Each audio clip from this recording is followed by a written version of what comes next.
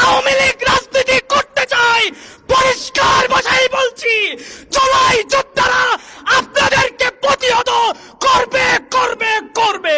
আমরা আজকে এখানে কেন একত্রিত হয়েছি ইতিমধ্যে আমরা সকলেই জেনেছি। জুলাই ঐক্য গঠন হয়েছে আওয়ামী লীগের বিচারের দাবিতে। আমরা এই মঞ্চ থেকে পরিষ্কার ভাষায় বলতে চাই, আওয়ামী লীগ বাংলাদেশে কখনো বাংলাদেশের রাজনীতি করতে পারবে না। আমরা দেখেছি শাপলার গণহত্যা, আমরা দেখেছি পিলখানা গণহত্যা, আমরা দেখেছি জুলাই গণহত্যা। এরপরেও যদি বাংলাদেশে আওয়ামী লীগ রাজনীতি করতে চায়, পরিষ্কার ভাষায় বলছি, জুলাই যোদ্ধারা আপনাদেরকে প্রতিহত করবে করবে করবে।